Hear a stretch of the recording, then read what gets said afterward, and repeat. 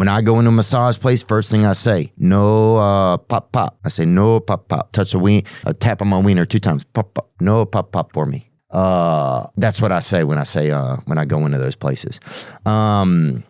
We got an episode. Oh, and that means don't touch me. Don't touch. No. Don't touch this. Don't stay off my wiener. That's what I say. Stay off my small guy. Huh? Stay off my small guy. Big guy. No. Medium guy. I'm gonna take this off because it is pretty warm in here. But I will say this: this feels sweat great. Your balls off in that thing. They made a T-shirt. Oh, dude, you will never. This thing will keep your coffee warm for 7 eons, dude. I mean, not to turn it into a commercial, but I swear it's weird how soft it'll get. Yeah. It gets softer and it gets thicker. It'll smell a little funky. Oh God, it's gonna turn into a wife. I don't jerk off with the fan on. I say that point blank. You see some dudes, bro. I know I got buddies. You could walk in their room, it smell in there like they've been jerking out. Oh well. And the fan is on, bruh. Have some respect, bruh. Have you out there drying out your root or whatever, and you out there popping off, bruh. You out there freaking earning pearls out of your own ween out there. Sex and I love how they used to call it human loving. Human loving. That's nice though. There's something, at least it makes more sense. It puts it in your head into something, instead of like Britney's butt world or whatever, which takes it to a whole different deal. But I tell them right when I walk in, don't jerk me off. I do that myself. I do it at home. I do it under, I do it with closed blinds or whatever. Music on, music off, whatever. Look at those pecs though, dude. Dude, what the fuck? You better spend that money, David. Yeah. Why has he got Band-Aids on his finger? What's wrong with this dude? And why has he got a ½ ounce of raspberry coom on him? Splurt.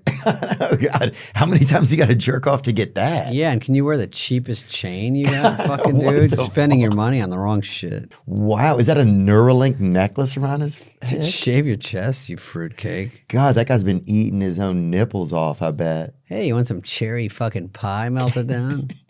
Dude, remember when your parents left you at the Grand Canyon? No, you look great, man, I was going to say. Thank you, man. Wow.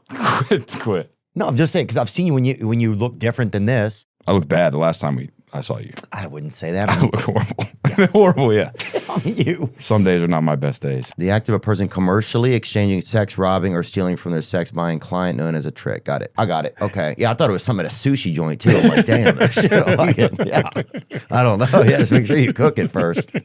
Like, would you bust into some like wild parties? Like, would you bust in and people have been up for days? Would you bust in and people were so bummed that you were ruining the party? I'm very grateful for that early exposure. Oh yeah, it's easy to jerk off to if you got some good graffiti. Oh no, I meant early exposure to kids that from all walks of life. But I knew kids like you breaking into houses. Oh, dude, yeah, I remember. And would you wear a special suit or a bandana or anything? No. Just banana hammock. Just casual attire, huh? Oh yeah. Yeah, would you lotion up that wiener or whatever before you lotion go? up everywhere. Yeah. Oiled up. Yeah. Especially when I come on stage. Yeah. Oh yeah. Oh, you don't even knock. You just slide through the lock. Right on in. Come on. Right on in. He still has to go inside and make sure everything's okay. Like, is that exactly what happened? Who knows if somebody's still in there with a weapon? You just don't know. He can't get the door open because the body's right there. He finally is able to get it open, maneuver, and part of the matter from the guy's head falls down the back of his shirt. Disgusting. Yeah. So now he still has to deal with he has to fill out reports. It's 4 hours before he even gets to think about, and the whole time he has like, you guys are like the drain of society. You guys have to be this catch-all in this. You have so many responsibilities. Thanks for coming, Chad. You feel okay with just getting into it? Anything you want to talk about or don't want to talk about? It's like having sex. Get into it. Damn. I don't have rules. Okay. I'm just as crazy as you are. Yeah, dude, it would take you 70 minutes to get her bra on, I think. Yeah, that's a lot to compact in there. Oh, you would have to have a buddy. It would almost have to be like two of those guys doing that slingshot thing or whatever. Yeah, it's like trying to get leaves in a bag. Oh, yeah, dude. Wow. So look, that is a lovely, lovely. It's good to know that a blonde with huge cans that's back. Fuck yeah, that's a great point, dude. No, Theo, I don't know if you experience this. Like, you know what it's like to have sex with someone that has kids and wake up at 3:30 in the morning and get a fucking Capri Sun? That's good. Bro. That's fucking amazing. Bro, I make, with half a mouthful of Lunchable, I'll make love all night. Yes. See, that's what I'm talking about. That's who I am, boy. With a jaw full of them little shaped little hams, ham. That's important to me. God, I love that. Having snacks in the pantry. That's good, dude. And the same security guard that gave me the comp was getting a blowjob from a young guy in one of the back seats in his uniform. Wow, comping dinner, huh? So he's just sitting in the back getting a blowjob? He was sitting in the and back. what do you do? Do you go in there? Are you wearing like a shades and are you hiding in the distance? Some guys, I remember it's like a little Latino guy was like, I'll rub it inside your nose. You know, like, hold on, dude. Do not rub it in my nose, but how about this? Yeah. I was like, how about this? You keep drinking it and let me put my ear up to your chest. Hear your heartbeat while you're on it. That guy was crazy. That guy was on a lot, man. So it'd be crazy to see a pairing menu for crimes and then different, I think if there's a couple B&Es or whatever, I'll have a fucking appetizer. You feel me? Your child got 2 left feet, and you wonder why your child get picked last in PE. Yeah, your child out there, he's swimming a little circle. Oh, they come home sad. Nobody picked me. Yeah. Nah, fuck that. Yeah, fuck that, dog. If she can't play kickball, I'm out. Oh, dude. That's because that's a good test of a lot of different sports at once. A lot. Run and kick it at the Yes. same time. Did you do F1 last weekend? Yeah, I had to go shake some hands, smiles, get a few deals done. I'm not much of a F1 guy. NASCAR, now we talking. Yeah. NASCAR is where it's at, especially for first dates. Go to NASCAR? What? Some of the shit A is woman that's never been to NASCAR and you sit in the stands? Oh, awesome. But wait, hold on. You said something. Oh, you ever get flattered by the gay love? Yeah. That is very nice when a gay guy's like, hey, cutie, or whatever, and you're like, hey, this is pretty good. Yeah. Well, because it's replacing the old thing. It's like you still want the affection. Right. And now it's like a lot of us didn't even have dads. So it's like they're kind of coming at you with that combo meal. Oh, you get the male attention and flirty. And the female flirty. Yeah, that's good. You get it in one. God, I'd love to be gay. That's a lot of gay guys' thing is don't you want that combo meal?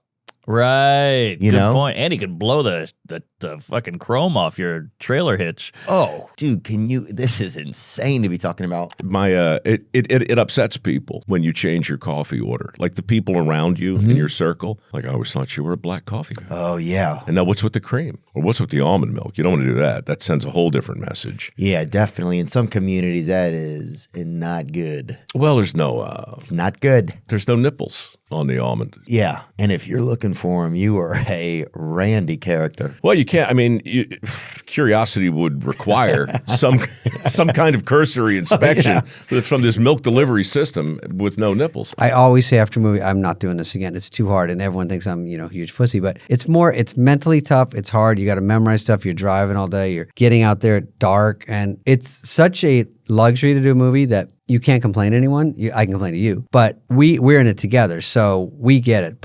And you can tell other people in movies, but regular people go, they actually bust their ass. Right. So we're like pretending to be people that work hard. That's us in a movie. So That's hilarious. We're bus boys. So anyway, Yeah, they give you just long enough to polish the gun that you have in your trailer, and then before you can use it on yourself, Yeah. they're like, hey, we need you back on yeah, set. it's always like, where are they? I'm walking with. Sydney Sweeney. That's Sydney a good Sweeney. one. Look at the tits on Dickless. God. Oh, wow. Holy hachi machi. She seems like a beautiful young lady, huh? Very attractive. She just got separated from her husband, I think. Oh, hey, you're in. That's slurp lord. I thought about sending her a message, but I don't know what I would say. Hey, say nice yams, bitch. Oh, yeah, that's true, dude. I think she wants that. No one talks to her like that anymore, so it'd probably turn her on. You think, I'll definitely say something about that vegetation. Yeah, she's got some crop circles. Oh, yeah, brother. Gang, dude. They should make the fireworks when you light them, and then they only hit a pedophile when they take off. Yeah, pedophile chasers. Yeah, and just light them up in D.C. It would look like that Indian holiday or whatever. You know, the one where like suddenly you see this bunch of Indian people crossing the street who look like they got attacked by like an Easter, Right. like a Easter chalkboard or something. Number 2, or here's number 1. I'd go for a walk. They just follow me. Yeah. They walk out of your set. You walk around the trailer and you're always mic'd and you're always.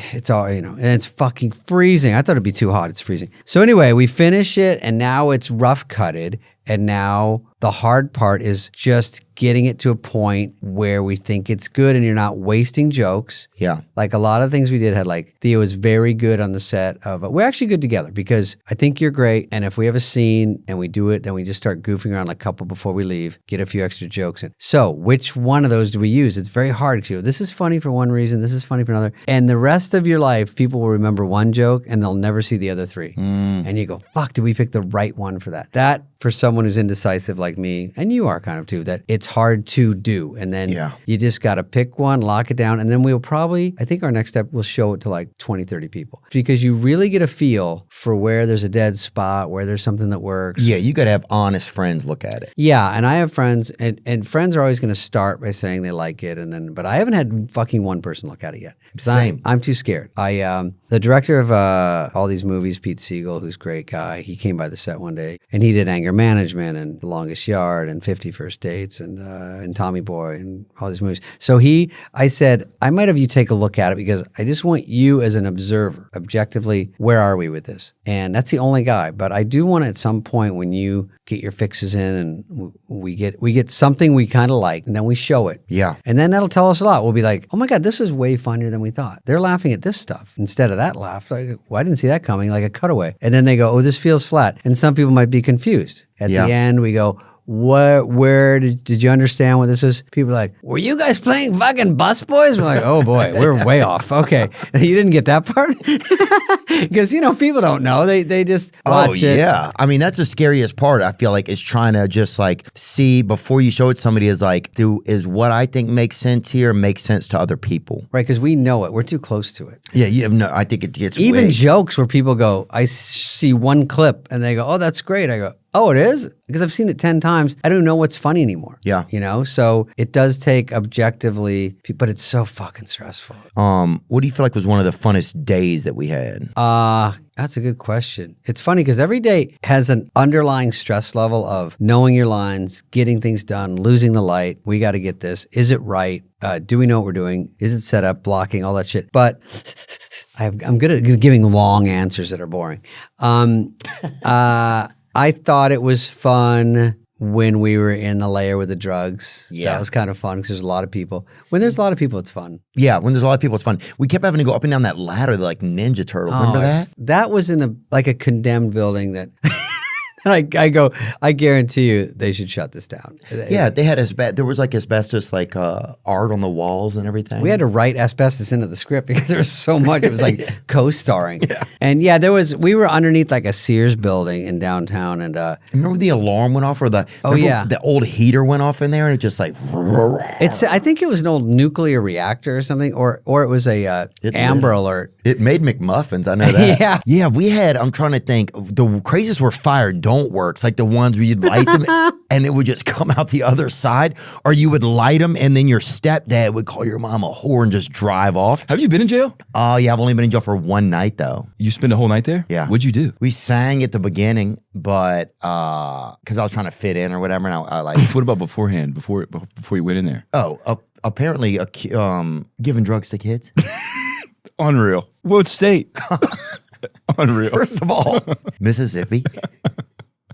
Bro, if you're gonna pop me for giving drugs to kids. When everybody here is recovering from opioid addiction. I remember they had this one kid, little Bubby was his name, and he would go slip up under his mom's shirt, hit mom. I don't know if she was in a wheelchair, she was just not, kind of looked like she was in a wheelchair type shit. And she had them crazy breasts, it looked like they cracked open and were kind of flooding out. Like them bitches was, I don't even know if they are. At a certain point, it was like she had them just god damn them thing, boy. She had them fucking beanbag. She had them damn.